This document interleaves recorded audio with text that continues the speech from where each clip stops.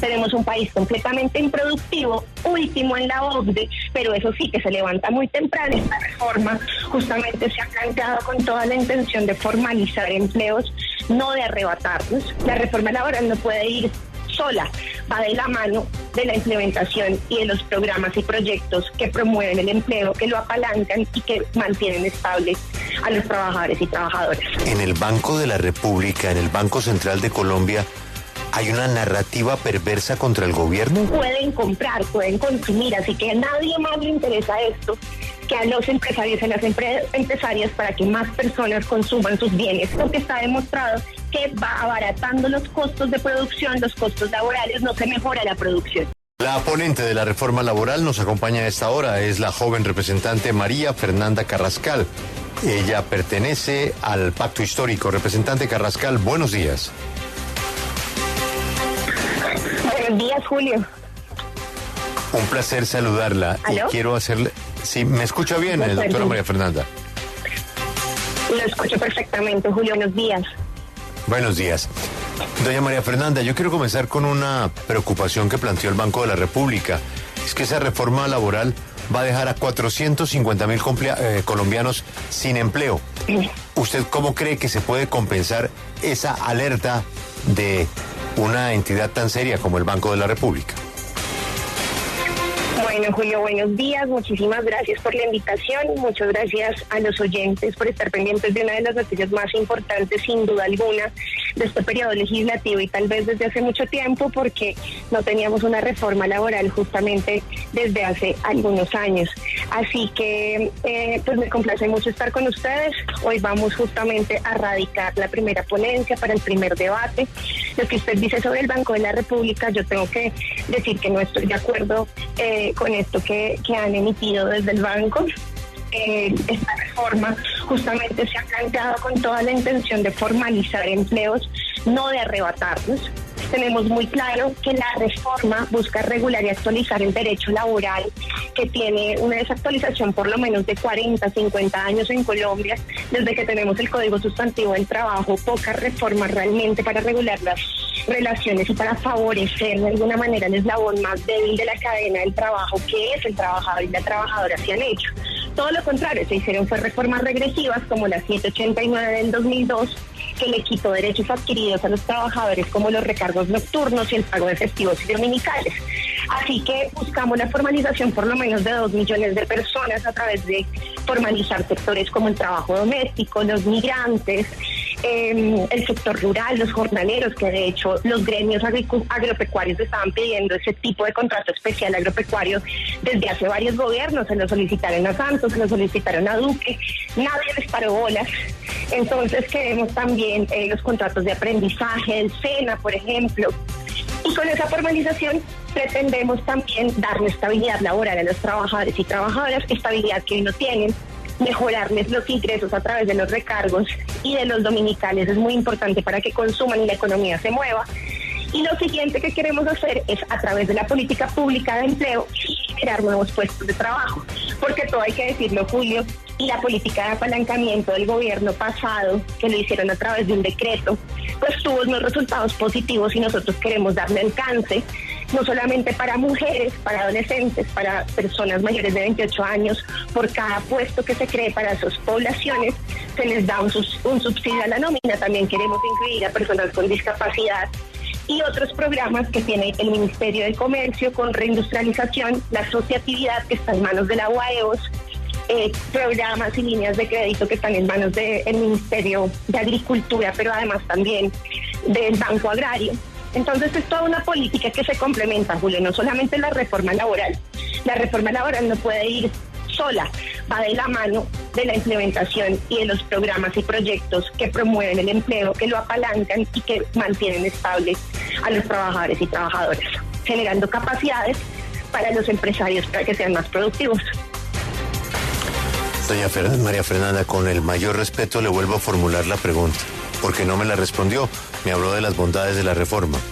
El Banco de la República dice que esa reforma va a dejar desempleados a 450,000 colombianos. ¿Tiene usted la gentileza de responder directamente esa observación del banco? Sí, Julio, Bueno, justamente lo que yo le digo es que la reforma no tiene la capacidad de dejar desempleados a los colombianos, a las colombianas. Yo creo que se han instalado unas narrativas perversas para no hacer algo que tenemos que hacer desde hace rato y que de hecho son recomendaciones de la OCDE, son recomendaciones de los países con quienes tenemos tratados de libre comercio y demás. Sencillamente hay como todo un ambiente de unas narrativas de crisis que no existen. Actualmente con los programas de apalancamiento, como le digo, este gobierno les va a seguir dando alcance y los va a mejorar y los va a fortalecer. Actualmente hemos reducido en 3 puntos, hemos reducido el 10% del desempleo, hemos aumentado en 3 puntos la tasa de ocupación y esto va a seguir mejorando, no tenga duda de ello. Las relaciones laborales que nosotros vamos a mejorar, delimitar muy bien los tipos de contratación, lo único que va a hacer es brindarle garantías jurídicas a los empresarios y garantías a los trabajadores y trabajadoras, por ejemplo, de un debido proceso, que se encarezcan sentidos, que se especialicen. Ajá. Doctora María Fernanda, Cuénteme. Acaba de decir usted algo de la mayor gravedad. En el Banco de la República, en el Banco Central de Colombia, ¿hay una narrativa perversa contra el gobierno? Es que hasta donde yo entiendo... No he dicho que sea en el banco. No he dicho que sea en el banco. Pero es que la afirmación salió fue del banco. Yo no puedo estar de acuerdo porque yo no puedo estar de acuerdo porque justamente lo que pretende nuestra reforma es formalizar empleos, no todo lo contrario. Yo no puedo estar de acuerdo con los técnicos del Banco de la República. Perfecto, entonces, ¿de dónde sale la narrativa perversa? La narrativa perversa, ¿de dónde sale? ¿Sabe qué? Yo creo que eso es algo que nos han venido instalando desde hace mucho tiempo en este país, con razones también, porque usted sabe que la violencia antisindical en este país ha sido una realidad.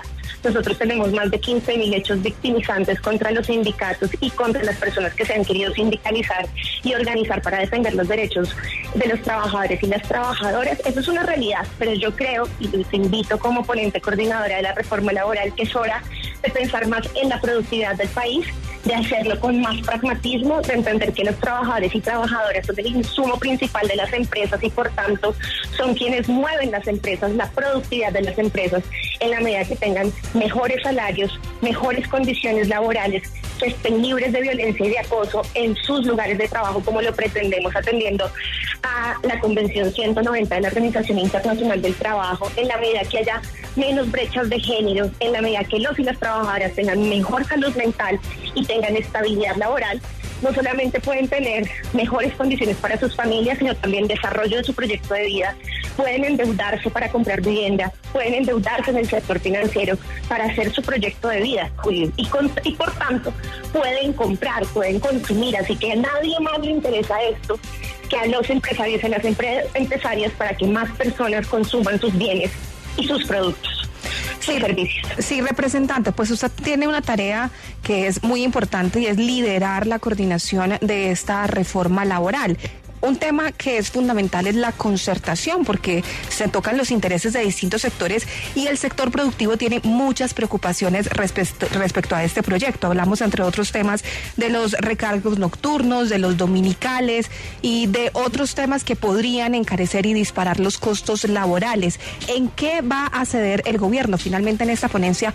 ¿Cómo quedan esos temas sensibles frente a los cuales el sector productivo ha presentado reparos y preocupaciones? Bueno, muchísimas gracias. El día de hoy, a esta hora, tenemos 39 artículos acordados. Los demás están abiertos. En un total de 79 artículos, son 76 originales y 3 artículos nuevos. Nos hemos sentado por lo menos en 10 reuniones con el grupo de ponentes, sus respectivos equipos y el Ministerio del Trabajo. La ministra del Trabajo ha hecho acuerdos con nosotros y entre esos quiero decirles que uno de los más importantes es modelar programas de compensación para los sectores que se van a ver más afectados o que van a tener más implicaciones económicas por la reforma laboral y más específicamente por los recargos nocturnos. ¿Qué quiere decir? Que son aquellos sectores como los gastrobares, como los centros comerciales, como las discotecas, los hoteles, y vamos a modelar unos programas de compensación. Pero esto, como les dije al principio de esta entrevista, hace parte de los programas, de los proyectos de generación de empleo. Estos van de la mano de la reforma laboral. En lo que nos compete en la reforma laboral, hay un acuerdo muy importante en términos de festivos y dominicales, y es una gradualidad en la implementación del recargo. Hoy se cobra el 75% del recargo. Sin embargo, hemos acordado con los ponentes, debido pues a las preocupaciones de ciertos gremios, que quedaría así. En julio del 2024 se incrementarían un 80% los dominicales y festivos, en julio del 2025 un 90%, y en julio del 2026 tendríamos el 100%, la totalidad del pago de los dominicales y festivos. Les cuento que en términos de recargo nocturno, es decir, si ustedes, como bien lo saben ustedes, nosotros le hemos propuesto al país que la noche siga siendo la noche y el día sea el día. Por tanto, la jornada nocturna empezaría a las 6 de la tarde, no como empieza hoy actualmente, que es a las 9 de la noche. Volveríamos entonces a ese derecho adquirido del recargo nocturno desde las 6 de la tarde, ganando los trabajadores y trabajadoras 3 horas nocturnas. ¿Eso qué implica? Eso implica que su ejecución sea a partir de la vigencia de esta norma. Sin embargo, estamos en una negociación, en un acuerdo que todavía puede cambiar, porque ustedes saben que esto no está cerrado, que esto de la primera ponencia al final puede cambiar muchas cosas, y el gobierno sí está dispuesto a evaluar si esta también podría ser una de esas medidas que se vaya implementando poco a poco. Sí, se está avanzando en la... Sí, representante, pero si se está avanzando en esta concertación, entonces, ¿por qué algunos de los partidos a esta hora, cuando estamos muy cerca, a menos de 2 horas de la radicación de la ponencia, todavía no la firman? Le hablo del Partido Liberal, el Partido Conservador y el Partido de la U, que todavía siguen revisando el texto y parece que no les convence. Lo que pasa es que... digamos que hay algunas, si se quiere, resistencias a firmar, porque se considera de verdad de una manera errónea, que cuando se firma una ponencia, tú estás diciendo que sí, o el representante está diciendo que sí absolutamente a todo. Lo que nosotros hemos hecho en la modelación del primer borrador de la ponencia es decir muy claramente, describir muy claramente cuáles son los artículos acordados, cuáles son los artículos abiertos, es decir, los artículos donde habría, digamos, como lo llamamos nosotros coloquialmente, voto limpio, iríamos a la comisión justamente a debatir esos artículos, y es decir, que quien firme la ponencia la firmaría con esas salvedades. Sin embargo, ahorita que vamos a tener la primera rueda de prensa antes de la radicación, pues les contaremos cómo están los acuerdos, porque hasta ahora seguimos haciendo solicitudes y acuerdos sobre esta ponencia. Pero quiero contarles que de los 79 artículos, 76 son originales, como les dije hace un momento, 3 artículos nuevos. De estos, nada más el representante de la U, Víctor Salcedo, presentó 18 proposiciones, Héctor Chaparro del Partido Liberal 10 proposiciones, Londoño del Partido Verde 4 proposiciones, Gómez de Comunes 5 proposiciones, Karen López de la CIPREP, de Curules de Paz 3 proposiciones, Quevedo 5, y quien les habla, la coordinadora ponente, Quevedo del Partido Conservador 5, quien les habla, la coordinadora ponente 9, es decir, que todos hemos incluido proposiciones que sí se han hecho acuerdos, que esto ha sido completamente consensuado, que se han revisado, pero que, como les digo, faltan unos artículos abiertos que ojalá antes de la radicación ya logremos tener las firmas de estas 3 personas que son Liberal, Conservador y U, que sí han participado, sí han tenido incidencia y sí han logrado poner las preocupaciones de los sectores que representan en la primera ponencia. Representante, ¿y es posible hacer una reforma laboral sin el apoyo de los empresarios? Se lo pregunto porque hace pocos minutos el presidente de la ANDI, Bruce McMaster, acaba de poner un trino, pues señalando que la ponencia de esta reforma laboral lo que va a hacer es destruir cientos de miles de empleos. ¿Es posible aprobar una reforma de este tipo sin el apoyo de los empresarios del país? Pues yo creo que es muy claro que la reforma tiene un núcleo muy importante, que es fortalecer justamente las relaciones laborales, actualizarlas según los convenios internacionales. No nos estamos inventando nada, ustedes pueden, cada uno de los artículos tiene un sustento en la jurisprudencia de la Sala Laboral de la Corte Suprema o en la jurisprudencia y convenios internacionales. Nosotros hemos acogido las propuestas de ACOPI, FENALCO, ANDI, SAC, Asobancaria, Aquí les estoy leyendo más o menos de varias propuestas, incluso se repiten para esta primera ponencia, al igual que se hizo en la mesa tripartita para la elaboración del primer borrador. Del proyecto de ley que se radicó. Pero representante, usted nos está pintando una realidad distinta a la que nos pinta el doctor Bruce McMaster. Usted nos ha dicho pues que se han incluido proposiciones de los distintos sectores productivos, pero lo que es un hecho es que al menos la ANDI no está contenta con este proyecto de reforma. Entonces, al fin, ¿qué podemos concluir? ¿Los empresarios están apoyando la reforma laboral o no lo están haciendo? Yo con el doctor McMaster he tenido varias conversaciones, de hecho la semana pasada tuvimos otra conversación y yo le pedí que tuviéramos un poco de mesura en términos de hay que permitir que el debate se dé dentro del Congreso de la República. Con esto no estoy diciendo que no puedan emitir sus opiniones, claro, pero es que la ponencia, primero, ni siquiera lo que ustedes están viendo desde anoche es un borrador, ni siquiera es la definitiva. 1. 2, creo que son 4 debates dentro del Congreso de la República, por tanto, al ser 4 debates, nosotros todavía hay muchísima tela que cortar, todavía hay mucho que hablar. Yo creo que cada sector habla obviamente desde sus intereses, desde sus posibilidades, pero esta reforma, y quiero que esto quede muy claro, esta reforma se está haciendo con todo, con toda la responsabilidad, bajo todos los marcos legales. Hoy un trabajador o trabajadora demanda a un empresario porque ha faltado al debido proceso y lo ha despedido sin justa causa o de manera injustificada y gana. Lo que nosotros queremos justamente es generarle una seguridad jurídica a los empresarios, a las empresarias, a trabajadores y trabajadoras, que se puedan concentrar en lo que deben concentrarse, y es en la productividad de sus empresas, y los trabajadores y trabajadoras no solamente en ser productivos, sino también en tener tiempo libre para descansar, en tener tiempo libre para atender a sus familias, el tener tiempo libre, por ejemplo, para el trabajo no remunerado, para cuidar a personas con discapacidad, para abuelos, para los niños y las niñas que tanto necesitan a las personas cuidadoras, porque todos sabemos lo que eso implica para su desarrollo, su formación y su crecimiento integral.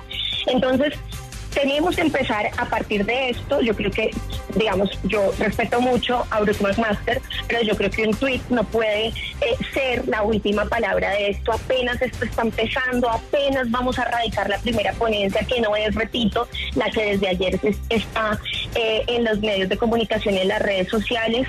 No es esa la ponencia, seguramente tendrá cosas que no les gusten. Yo estoy completamente de acuerdo, para eso es el debate democrático. Y va a haber un tire y afloje, y va a haber argumentos de aquí, de allá. Vamos a llegar con la mayor parte consensuada con los ponentes, eso da garantías, da tranquilidad, pero pues no esperemos necesariamente que solamente la voz cantante sea la de los empresarios, cuando lo que queremos justamente es mejorar las condiciones de los trabajadores y trabajadoras, porque está demostrado que va abaratando los costos de producción, los costos laborales, no se mejora la producción. Tenemos un país completamente improductivo, último en la OCDE, pero eso sí, que se levanta muy temprano, y donde 14% de los trabajadores y trabajadoras trabaja más de 60 horas semanales, mientras en el mundo ya se está debatiendo si es mejor trabajar menos de 40 horas. Aquí en estos micrófonos el director de Rappi nos dijo, así como está planteada la reforma laboral, pues básicamente el modelo que tenemos actualmente desaparecería. Cuéntenos finalmente cómo queda ese contrato para las aplicaciones como Uber, como Rappi, como este tipo de medidas que también se iban a ver muy afectadas con la reforma como estaba planteada. ¿Hubo cambios en el contrato y cuáles fueron?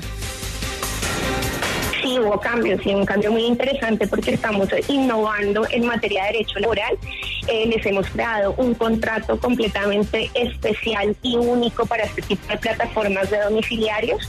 Eso sí, nosotros consideramos que hay una relación laboral, que sí hay una subordinación, pero que se debe respetar, que este contrato debe respetar que hay una flexibilidad, hay flexibilidad horaria, que es lo que los trabajadores y trabajadoras más valoran, y que, como lo hemos convenido con las plataformas y que entendemos que es una necesidad de país, no solamente una necesidad de ese gremio y de ese sector, que es una necesidad que los trabajadores y trabajadoras puedan cotizar lo que trabajan, para que no le cuesten más al sistema pensional en unos años esos viejos y esas viejas que hoy se montan como jóvenes en las bicicletas. Entonces va a haber una cotización de tiempo parcial, tal cual como hoy se hace con las personas que trabajan a tiempo parcial, dándole alcance al decreto 2616 que ya existe y por medio del cual se le paga a muchas trabajadoras domésticas. Así que ese también es un acuerdo al que hemos llegado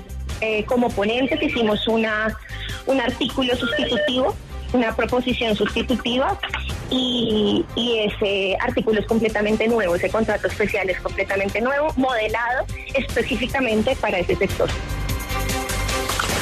Doña María Fernanda, como siempre, es un placer tenerla aquí en la W. Gracias por atendernos y estaremos muy pendientes y con mucha pedagogía de este cambio laboral que se avecina en Colombia. Ha sido usted muy amable. Para mí es un placer, muchísimas gracias, cuenten conmigo. Yo creo que este es un tema crucial, trascendental para el bienestar de todos y todas y atraviesa todos los sectores, así que hagámoslo con mucha responsabilidad siempre. Cuenten conmigo para esa labor. Muchas gracias por el espacio. Acompáñenos en el canal de YouTube @Julio Sánchez Cristo Oficial.